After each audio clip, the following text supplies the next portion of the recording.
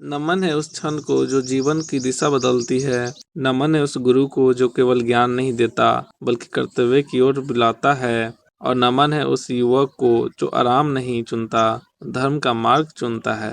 आज की कथा एक ऐसे आह्वान की है जो राम के जीवन को नई दिशा देने वाला है। नमस्कार मित्रों, आप देख रहे हैं पवित्र पथ, जहाँ कथा है रामायण की। यह कथा प्राचीन परंपरा के प्रमाणित ग्रंथ पर आधारित है और शास्त्रीय मर्यादा के साथ प्रस्तुत की गई है।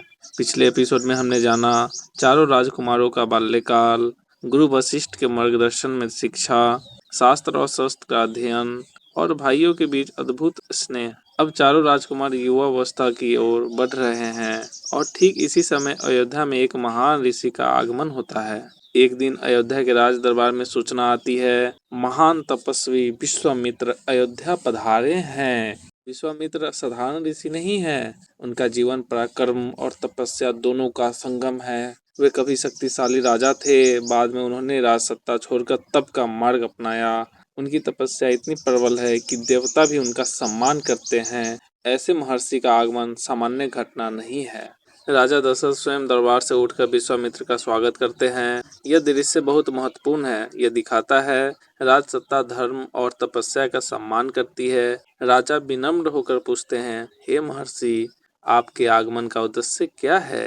विश्वामित्र अपनी समस्या बताते हैं। वे कहते हैं, मैं यज्ञ कर रहा हूँ जिससे संसार में धर्म की रक्षा हो, लेकिन यज्ञ के समय कुछ राक्षस आकर उसे नष्ट कर देते हैं। ये राक्षस मारीच, सुबाहु यज्ञ में बाधा डालते हैं। ऋषि बताते हैं, मुझे अपने यज्ञ की रक्षा के लिए राम की आवश्यकता है। यह सुनकर दरबार में मौन छा जाता है। राजा दशरथ चिंतित हो जाते हैं, राम अभी युवा है। दशरथ कहते हैं, हे महर्षि, राम अभी बालक है, मैं स्वयं सेना लेकर चलूंगा। यहाँ एक पिता की भावना सामने आती है। दशरथ राम को भेजना नहीं चाहते, लेकिन विश्वामित्र शांत रहते हैं। जब स्थिति कठिन हो जाती है तब गुरु वशिष्ठ मध्यस्थता करते हैं।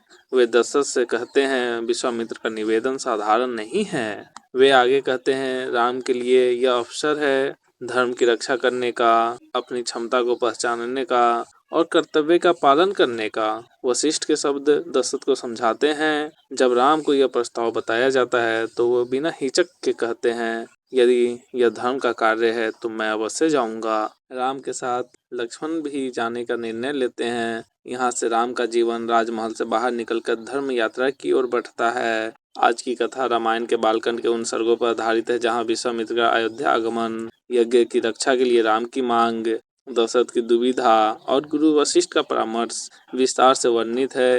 यहीं से राम के जीवन की पहली धर्म यात्रा प्रारंभ होती है। आज की कथा हमें यह सिखाती है, जीवन में अवसर अक्सर जिम्मेदारी के रूप में आते हैं। पिता का प्रेम स्वाभाविक है, लेकिन कर्तव्य उससे बड़ा होता है और गुरु का मार्गदर्शन कठिन निर्णय को स्पष्ट करता है।